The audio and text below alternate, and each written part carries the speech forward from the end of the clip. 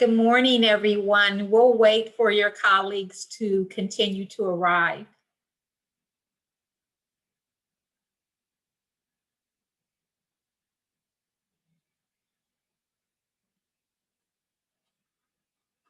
Good morning, everyone. I am Deborah Sappho, and welcome to Political Conversations in the Workplace. This morning's professional learning session will be conducted by myself, Deborah Sappho, as well as Dr. Sappho. And let me tell you right off that there's good news and there's bad news. The good news is the strategies that you will learn this morning, they're very simple strategies. The bad news is that it's sometimes hard to implement. And I'm going to repeat that as your colleagues are continuing to arrive. When you're dealing with political conversations in the workplace, the good news is the strategies that we will implement this morning, they're simple. The bad news is they're hard to implement. And one of the reasons is that they're hard to implement is because when you're talking about politics in the workplace, it really is tricky business. And we are going to give you desired outcomes for this 1 hour session, and we are going to give you strategies.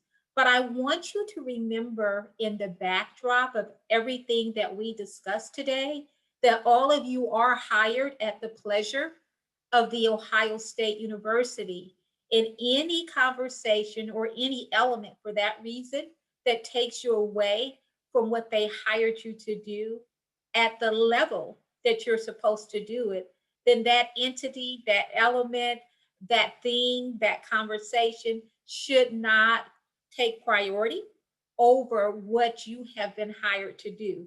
So we are going to introduce actually 5 strategies in this hour, but we want you to keep that backdrop of if it's going to take you away from what you've been hired to do at the pleasure of the Ohio State University, then you can't do it because once again, talking about politics is tricky and it can sometimes go into an uncivil workplace or aid to that. And I don't know, but what has happened, but somewhere along the way, being uncivil in a workplace is starting to get normalized, at least when I'm presenting all over the country.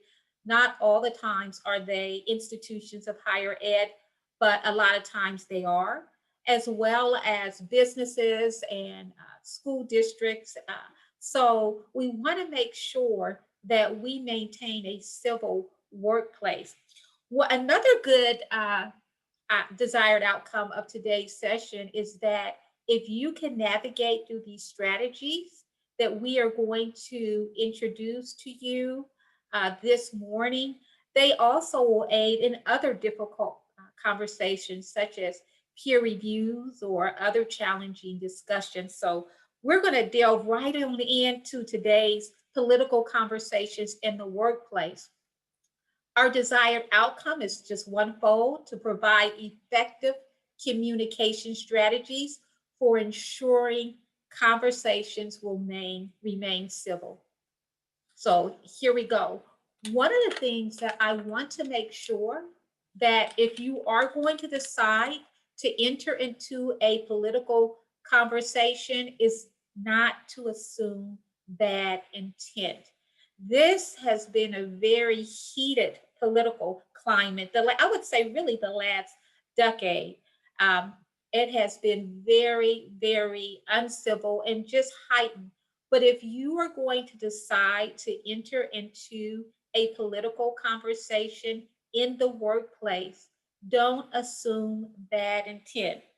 What that does, it's going to really undercut the conversation. It's going to get heated, and you're really not going to be able to hear what the other individual is stating. So it's so important that you don't go into a conversation dealing with politics that you don't assume bad intent. Because a lot of times I have seen and I've witnessed individuals who decided to enter into these conversations and they already are just coming from a vein that I'm right and you're wrong. So if you're going to enter into a conversation in the workplace, go in trying to assume, trying to learn what are they saying, to hear what they're saying. And what this does is provide OSU discourse, real discourse of trying to figure out where are they coming from? Why do they think the way that they think? So if not, I'm going to let you know right off the bat, you're going to get stuck in a heated conversation if you're going in with the intent that the person has it out for you. They don't know what they're talking about. Why are they thinking the way that they're thinking? Can't they see what I see from whatever side you're on, the red or the blue? But if you're going to have a civil conversation, it's really, really important that you don't assume bad intent. The next thing that goes right in line with strategy number one of not to assume bad intent is to ask the questions, just like you see on your monitor. The who, what, when, where, how, and why. It is so important that you ask questions. One of the things that I have found out is when you enter into a conversation, political conversation, in the workplace and you start asking questions, you really find out that you're not total polar opposites that you may have thought that you were when you entered into the conversation. Now, I'm going to let you know that this takes practice, it takes patience, and it really takes patience. I'm going to reiterate that because you may hear some things that are totally different than what you're seeing or what you're thinking, but you need to ask questions. Why do they think the way that they're thinking? Why are they voting for that candidate? And when you do that, and if you really listen from the questions that you ask, and remember, we're going into it not assuming bad intent, you can at least understand the why. You may never agree with them. For example, someone may ask a question about, why are you voting for that person? And they may say economic reasons. And then you learn a little bit about their background and how they grew up and you at least understand the why behind it. You still may never come together, and you'll find out later on when I talk about do's and don'ts that most of the time when you enter into political conversations, very rarely do someone or does the person see it the way you see it. They're not budging, you're not budging. But at least if you decide to enter into the conversation and it's not taking you away for what you've been hired to do at the Ohio State University, at least you can understand where they're coming from. They can understand where you're coming from. But I would say that this is one of the number one strategies is to ask questions and then going hand in hand with that to listen because that's what professionals do in the workplace. This third one, once again, I started off saying that a lot of these strategies are going to be simple, but the hard part is implementing them. Everything that I've said so far should be familiar to you, but the implementation and the practice is what is hard. Staying calm when you're entering into a conversation with someone. Once again, we're in a very heated climate. I'm going to say the last decade, and as we start to put some of these things in practice during this session, you'll see that as well. But staying calm really does help the situation, but it's so powerful. It is extremely powerful when you can stay calm. Another reason why staying aids if you decide, and you'll hear me say that over and over again, if you decide to enter into a political conversation that's going to remain civil, staying calm is the number one strategy for making sure that the conversation is civil and that the environment remains civil. Plus, you can learn a lot just staying calm.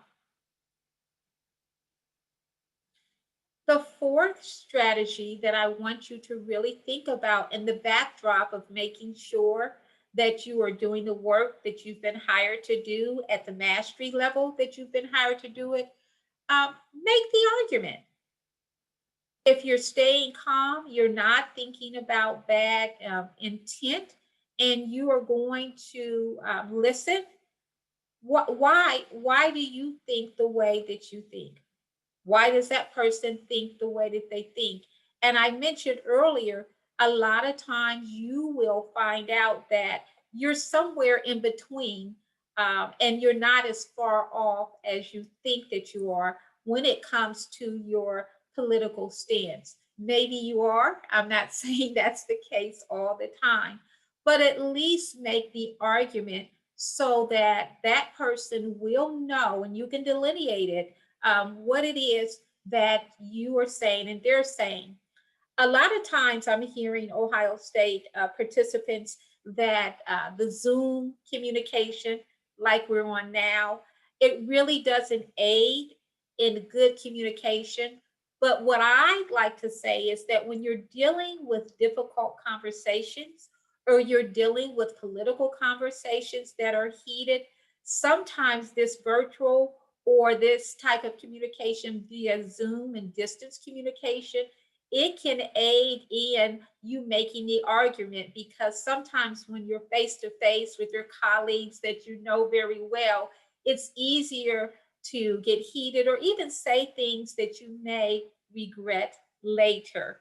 And so I'm going to say that conducting it via social media, or this, it can sometimes aid when you really want to listen to why does the individual think the way that they do? What is the background? And we're going to leave you with some tools to even further this later on today, make that argument or at least listen to the whys behind it. So I want to share with you some elements of principles to remember. And so these are things that you should do. Do recognize the risk. If you decide, as it says on your monitor, to speak your mind on a hot button issue, do so. And this is so important, knowing that the chances of influencing your colleagues, they're slim to none. And then in that process, if you don't utilize some of those strategies of staying calm, don't assume bad intent, and making sure that you're being respectful, you may offend someone and create a lot of create a lot of friction that's just unnecessary. So do recognize the chances of changing someone's mind is slim to none. And I want you to think about that because it may aid into whether you want to even enter into the conversation in the first place. Another thing that you should do is ask questions. And I have strategically highlighted in red, be open minded. Try to be curious about why they think the way they do, even though you think something totally different. And then lastly, what they do is show respect. Okay. You can either validate the content of their point of view, or at least at minimum, their right to be able to have an opinion of their own. So these are things that aid in having really civil conversations when you are dealing with hot button conversations or elements.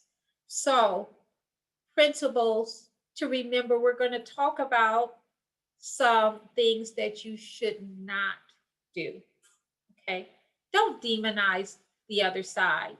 We already talked about that. find some common ground. Instead, look for areas of agreement. And we see there are questions coming up in chat, and we'll get to those too. Um, don't lie about your views. Now, this is really tricky because unless you're living under a rock, we're seeing now in society that individuals are turning violent if someone doesn't agree with them. The whole cancel culture. So, but still, with that being said, try not to lie about your views. And I'm hoping that the workplace doesn't get that volatile, but we do sessions on individuals that are violent in the workplace. So we know that does happen. But with that being said, stand on your principles and don't feel like you need to. Sometimes you don't have to be fully candid and transparent, but definitely don't lie or agree with something that really goes against your core values. Another element that you shouldn't do is the non-stop or tolerate the political talk. That goes and breaks rule number one that we started out with, that you are hired at the pleasure of the Ohio State University to do your job and to do it well. And anything that takes away from that should not be conducted in the workplace. But unfortunately, because these political conversations are hot button conversations or elements that we talk about, and you spend most of your waking hours, it used to be together in an office, but a lot of it's being done virtually. Still, you don't have to tolerate that. If their behavior is distracting, say so. If you're the person that's doing it, try to evaluate your own behaviors. But you are hired to do a job and to do it well. So it shouldn't take away from the job that you're doing. So now we are, and let me stop and Sarah, do we have any questions in chat before I get to this? Yes, we do. Okay. And Jen, it's a question from Jen Filipowski, and I'm actually going to allow her to ask her question. Okay. So Jen, I believe I've unmuted you, maybe, or I've asked you. Okay, so you should be able to unmute, Jen. Can you do that? If not, I'll ask your question. I'll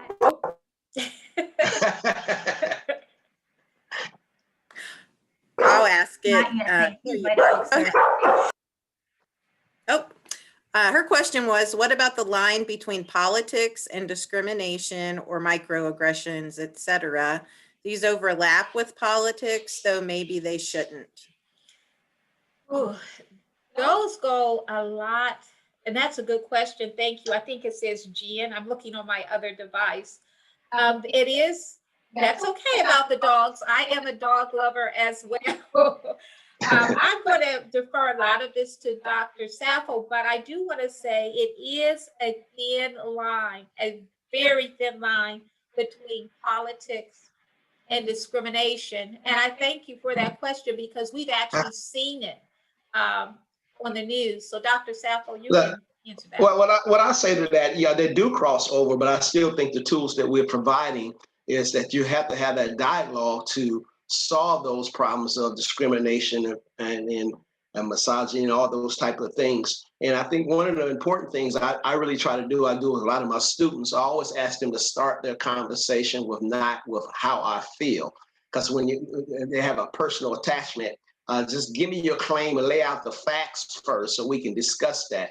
Because if I can show you factually where there's discrimination at, that gives us a ground for to be reasonable with one another. But a lot of times we're so passionate about how we feel about what we see, it hurts communication because it becomes so personal. But let's be obvious, the reality is these things do overlap one another. But we still got to have reasonable discussions that we can talk through these processes, because sometimes someone may be a part of that and don't even see it. If you can't have a reasonable conversation, one of the things I try to practice too, I encourage people to do, to back off some of the news feeds that's going on. sometimes, certain news programs have such an agenda and they get inside you. And so sometimes you need to back off or look at all sides so that way you can clarify your discussion or your argument. But one of the main things that I do believe they overlap, and I believe those conversations you still have to have. Those are hard conversations, because if we don't ever have those conversations, those discrimination and those issues still stay abreast. But if we can have, one of the things I do too, one of my courses I teach a worldviews course, is that everybody at the beginning of the class says, you may not agree with one another, but we have to respect one another. Because I need to see why you feel or why you understand the things the way you do. And that opens that whole discussion up. Hopefully that was helpful. Thank you, Dr. Sappho.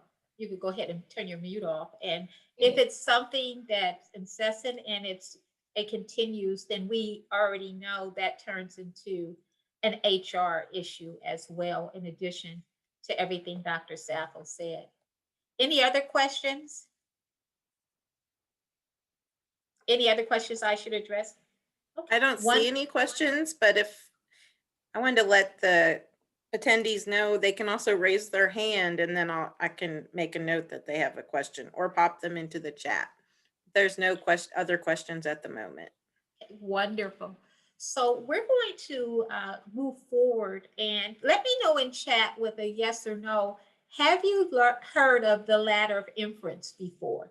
Just with a yes or no or thumbs up, let me know if you're familiar with the Ladder of Inference. Okay, I'm seeing lots of no's. Okay, wonderful. It is a wonderful tool to utilize to help you or all of us as individuals slow down and really think about how we react or interact when we're dealing with situations of communications. So I'm going to share a quick video for your review, and then Dr. Sappho is going to walk you through the Ladder of Inference.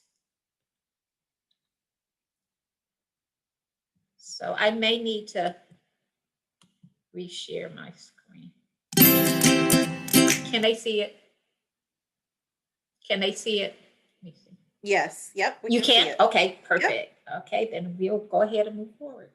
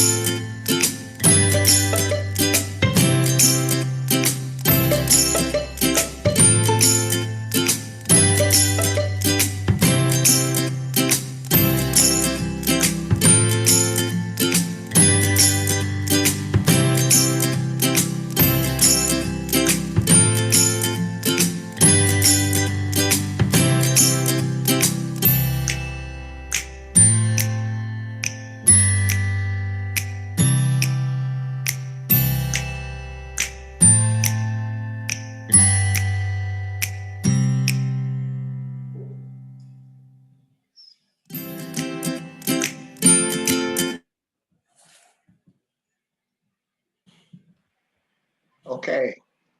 I want to, basically what the ladder inference says, it says to us is how we act depends on how we understand the situation that we're in. So in other words, we respond to how we see the situation that we're in. And the ladder inference is created by Dr. Chris Argus from Harvard University some years ago. And basically what he's saying is that we run up unconsciously a ladder in our mind within a matter of seconds and make conclusions. And a lot of times those conclusions, I'm hearing a lot of feedback. And a lot of times from those conclusions, we react, and it's called what they call the reflective loop. So if you have the, do we have the PowerPoint of the ladder inference as we run up the ladder? Okay, good. Good. So basically what he's saying is, first thing is the available data. It means that whatever the situation is, it may be the person's words, tone, or voice, all those things that we are available for us to observe, even in the midst of a situation or conversation. And then from that, normally we select the data we want to process, because you can't choose everything. For example, he used an example of a conversation someone has, and you ask someone for a suggestion.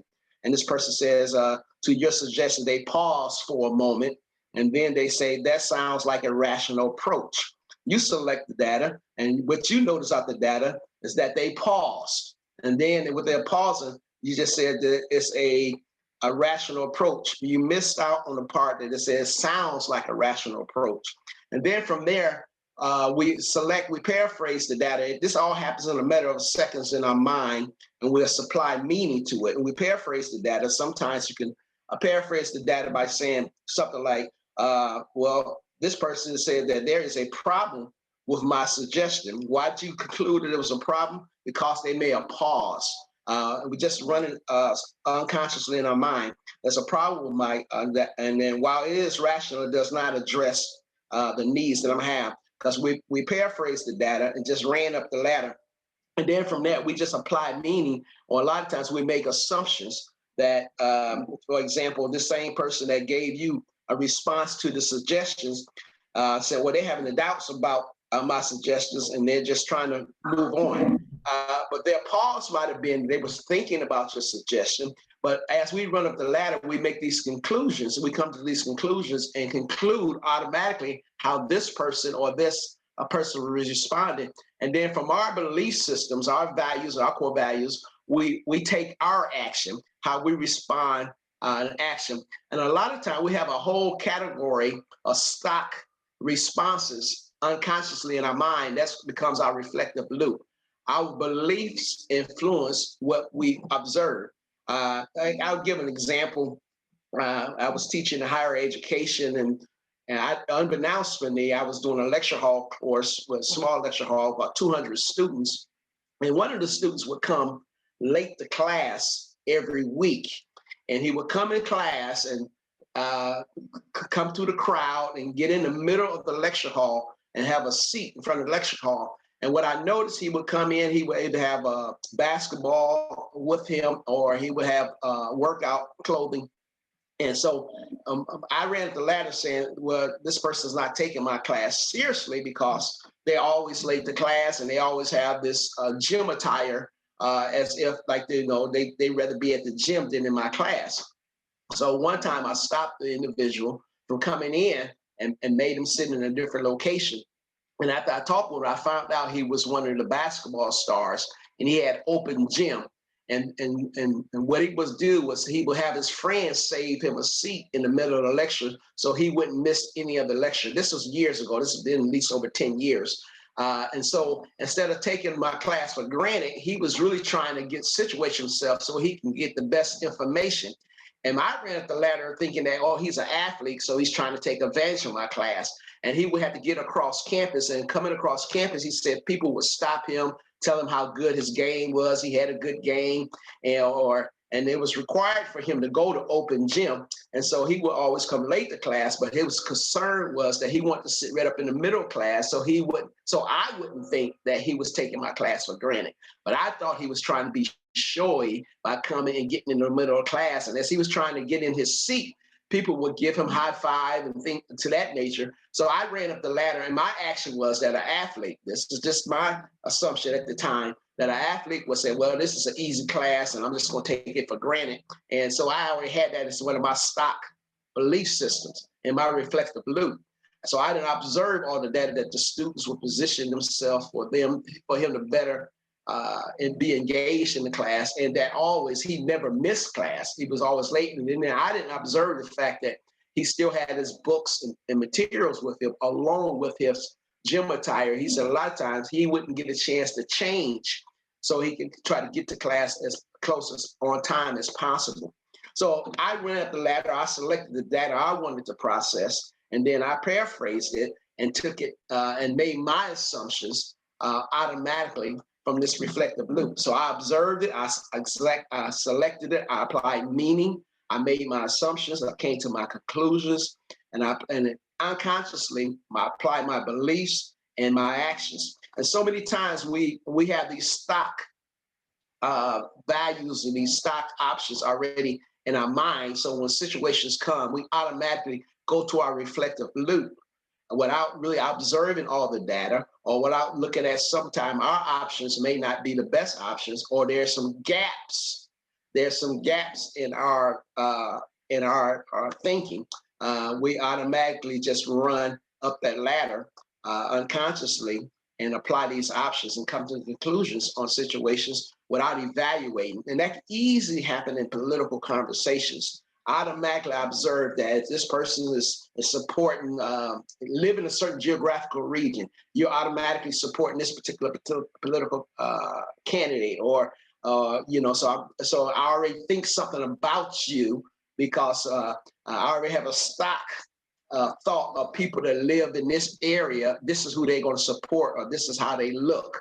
And so I already apply meaning and I already make assumptions, and that's my reflective loop. So I'm already starting the discussion at a deficit because I'm not opening up. I already ran up my ladder, and so I'm not giving it a chance to be open. So there's some things we need to do to keep us be mindful of when we run up our ladder. And so here it is. First of all, the impact of jumping up the ladder. Our own conclusions seem obviously right to us. They are conclusions. So they always seem obviously right. And so many times, if you're really passionate about a position, you already say to yourself, how come they can't see this? Our own conclusions seem obviously right, but at the same time, their own conclusions seem right to them. When people view their conclusions as obvious, they don't see the need to say how they reach them.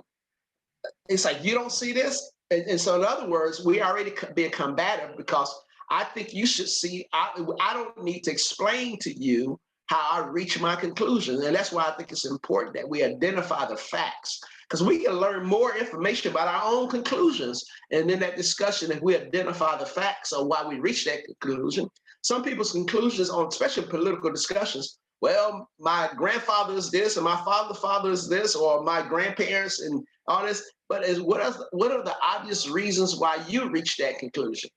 And then when people disagree, they often hurl conclusions at each other from the top of their respective ladder. In other words, they don't go back and re-observe the data.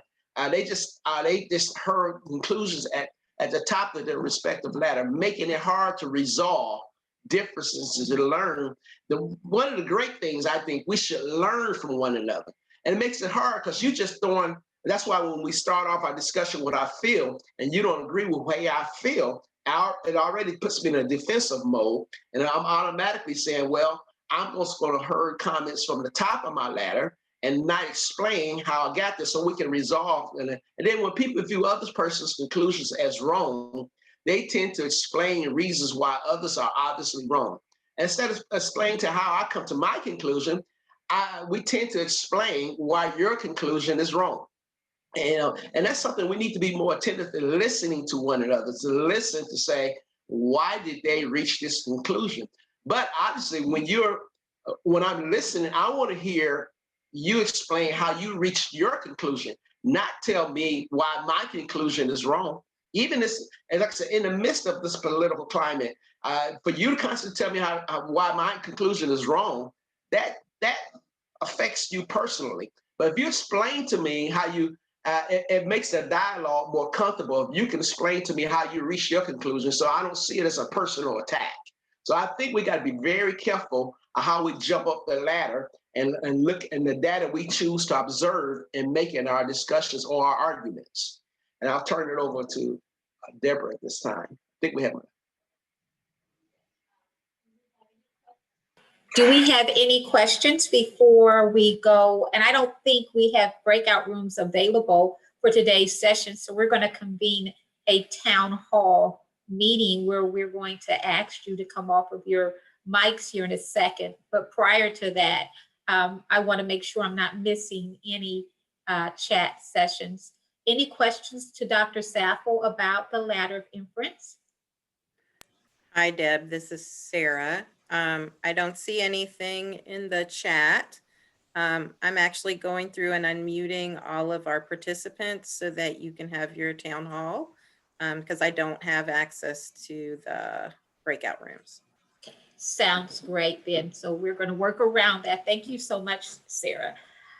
So Dr. Sappho talked about the Ladder of Inference and that reflective loop. And I'm actually going to go back to the reflective loop before we do some other work. And I believe you may have this too. It may have been sent to you in your email. I'm not sure if you accessed your email. But with the Ladder of Inference, one of the things I want to add is that we all do it. We all go up that ladder. And most of the times it happens in nanoseconds.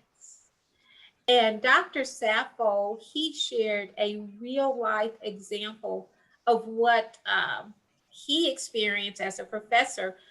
So what we're going to do in this town hall meeting, and I will leave this up on the monitor, is there anyone that's brave enough to share a time that they may have went up the ladder? It doesn't have to deal with political conversations. It can.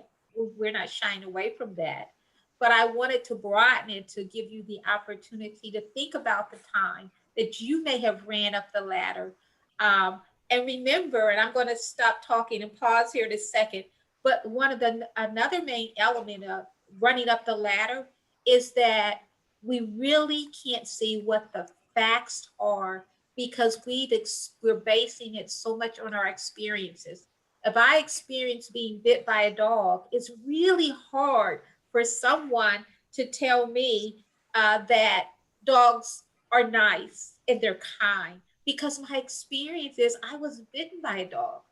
But in order to see that all dogs aren't vicious, then I have to really look at data, those facts that Dr. Sappho talked about.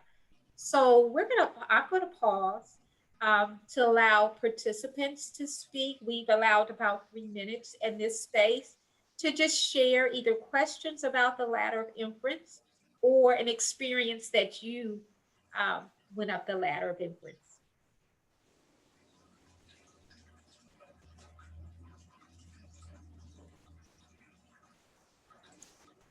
So I'm going to go ahead and move forward. I think I hear someone. Now I'll share. Thank you. An example. Thank you. So I grew up in just north of Columbus, and after college, I moved to Kentucky for work. And then moving down to the Appalachia area,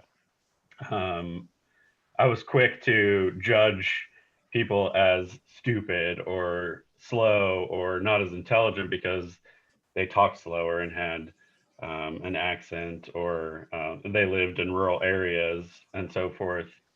And after living there for 16 years, obviously, I found, I fell in love with the culture and the people and learned a lot of great things. The interesting thing is we just moved back to Columbus about a year ago. And the interesting thing is that I'm noticing myself climbing up that inference ladder the opposite way, towards being in a more sort of cityscape and lots of people. So it's interesting that it's interesting how you can change you can climb up that ladder in one way, and then over time change and climb, and just as easily climb back up it the other way, even though you've sort of learned your lesson that was a foolish thing to do. It's very easy to do it again. That's true. And thank you for that. That's true. I think one of the things is that we have that reflexive loop, and sometimes we keep that as part of our stock. And so that way you change that by just to change your environment and your culture. So that's very important. I saw another comment come up. I want to make sure I don't miss no one. That's Miss Misty. And that's so true. And once again, I'm going to reiterate what Dr. Sappho said to those who are sharing in chat and participating in the town hall. Thank you.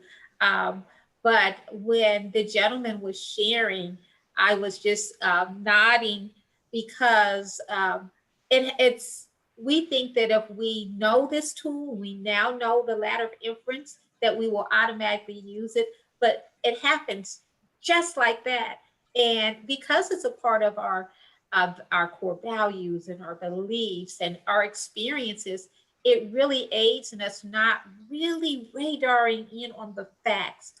What are the facts? And then I'm surprised no one put in chat, it's so hard to distinguish facts now. In my opinion, it's really hard. Tell me in chat, do you agree it's hard to distinguish facts from reality now in journalism and television and just media in general, or just in general? Thank you, Lauren. Yes, I'm seeing that from everyone. So we've been presenting the ladder of inference probably for over a decade now, based on the documentation from the professor that actually established it. And now it's even harder to distinguish facts, but with true research, you can get to the facts if you so desire. And what that does aid in being emotional about conversations such as political conversations, because at least you have real data, as Dr. Sappho stated. I think it's important too. Like I said, we all run up the ladder, but I think part of the process of coming down off the ladder, we have to really recognize that our conclusion can have some gaps in it. So sometimes we so hard on our argument to say this right, this right, right. We have to recognize that our conclusion, our inference can have some gaps in it. So we recognize that we could have some gaps. That gives us an opportunity to learn from one another and reevaluate how we go up the ladder. So that's important to recognize that, because we could have some gaps in our conclusions. Thank you, Dr. Sappho. Let me know in chat, participants, if you received the case studies via email, because now we're going to put into practice these strategies from today's professional learning session. I see some yes. This is Sarah. No, I was not able to send them because I'm in the web. I think I have a restricted license. I'm not going to be able to send them until after. Okay, got you. Can we share that on our screen, the case study? Can you pull it up, Sarah? I can, yes. Yes. Yep. Okay, so you'll have to stop sharing your screen and then I can share the case study. Sounds good. And I'll get a chance to see everyone's faces. All right. But while Sarah's bringing that up, we always like to leave participants with an opportunity to implement or practice the implementation from real life or situations that could be real. So what we're going to do now is, and I think part of my screen is, yes. Oh, that's Sarah. So what I will do now, and Sarah, if you could just scroll it up some, and we'll just delve into one since we don't have the breakout rooms. But I'd like for you to take a few minutes to read case study number 2 that Sarah has up for you. Once again, thank you, Sarah. And this is an opportunity to look at what be respectful and use politics as an opportunity to learn about your colleagues. And this goes into our strategy number one, don't assume bad intent. So take a few minutes to just review that. And Sarah's going to scroll it up a little as we read it.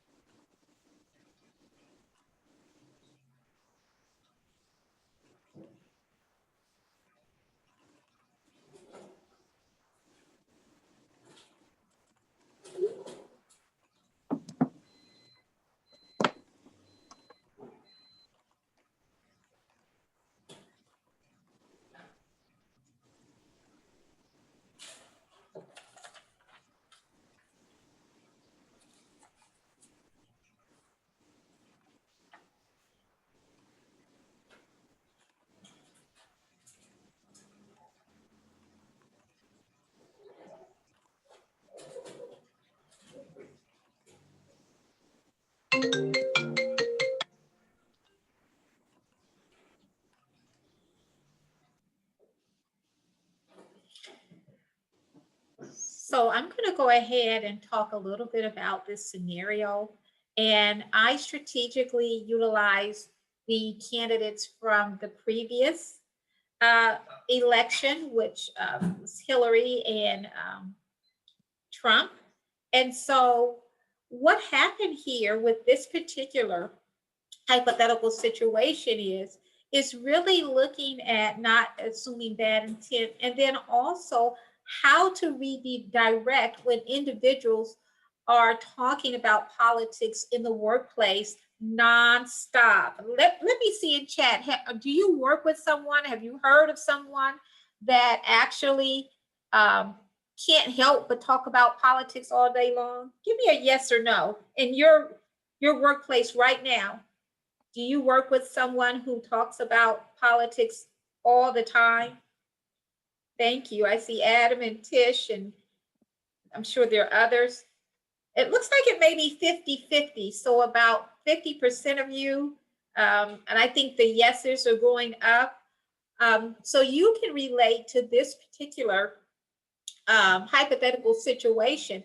But if, Sarah, you can scroll down to the bottom, this person was talking all the time about politics, but what the individual did was saying that you stated that you have stated here, and I'm looking at the last paragraph, that that you're continuing to talk about it, and that you're saying politicians are liars, they're not to be trusted. He's giving his point of view. He keeps interrupting his coworker, even though they're not asking for this information. So after they did it the third time, they just turned to the person and said, you keep talking about how corrupt politicians are, who steal government money. But we're on company time. We're working for the Ohio State University. So we're stealing time too. So we may be just as corrupt as the individuals you're talking about. And when that individual used that strategy, that person hasn't brought up politics since. They weren't rude. They weren't nasty. They basically brought in a situation that related to what that person was talking about. So that's a strategy in action. So you're not bringing in your emotions when talking about political conversations or talking about politics or any hot button item. So this is just one example of what it looks like when you're dealing with real situations in the this climate that are really real. And if Sarah, you'll go all the way up to the top of, or I think I gave you yours on two separate ones. Oh no, okay. So then this is a case study dealing with removing emotion from the equation and really focusing on the positive relationship. Let's go down to the bottom because I'm going to paraphrase this with you. Okay, thank you. Someone's saying they would really learn how to respond this way in chat. So basically what's happening is you have individuals that are opposite sides, as we often see. Some are Democrat and some are Republican and some are die-hard. So what's going on here is one person is a really proud Republican, another person is a really proud Democrat. And so they asked the question because they were talking about it, and this person usually doesn't even entertain or engage in conversations, but they really wanted to see why the person felt the way they did.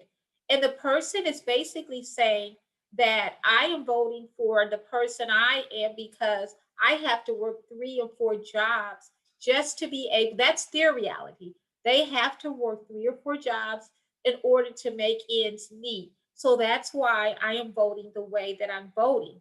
And so the person on the opposite side said, I don't see it the way that you see it, but I really do agree, or I at least see it from your point of view.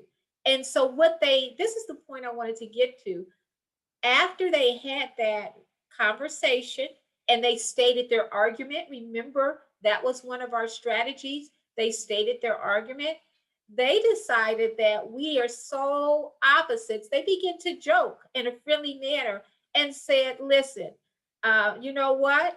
I'm a vegetarian and you're a carnivore. So what we're going to do is have a little bet.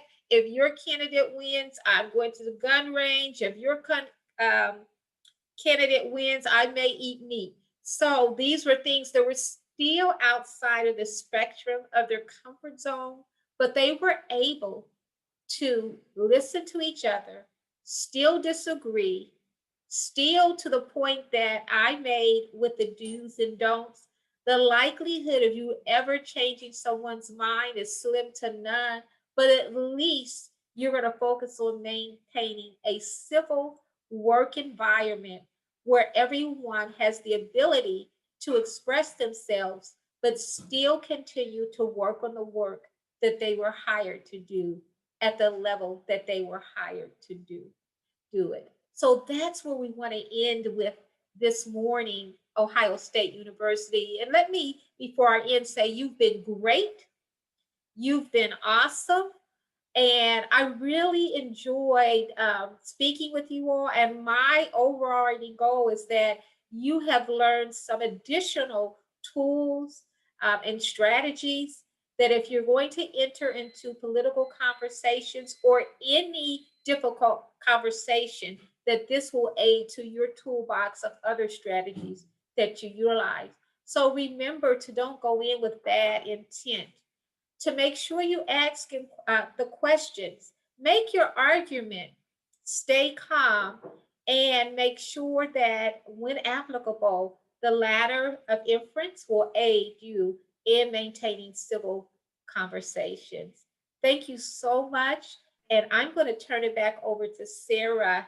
And once again, we enjoyed you. Thank you. Hi, everyone. This is Sarah Childers. I'm the Director of Diversity Planning, Training and Assessment for the Office of Diversity and Inclusion. I wanted to thank everyone for attending. I want to thank the speakers, especially for bringing us not just a strategy for thinking about ourselves, but also some ways to mitigate and to have more respectful conversations with each other. This presentation is a part of our Education for Citizenship Initiative at Ohio State that's sponsored by the Office of Diversity and Inclusion and the Office of Institutional Equity. And specifically for the next 2 weeks, we are hosting election support programming for employees, along with Student Life, who has created some election support programming for students. So Deb, thank you for kicking us off, and Dr. Sappho, I will send a link to everyone so that you can see the other programming that's available. There will be a post-election check-in with EAP and there's a registration link for that on our website. There's also going to be some wellness programming from Your Plan for Health, and a few other programs like this. There's an activism panel this week as well. So we hope that you'll participate, and we look forward to supporting our faculty, staff, and students as we get through what is probably going to be an uncertain election season. So thank you very much for bringing these skills to us. And I also appreciate you being able to do it on short notice. You're welcome.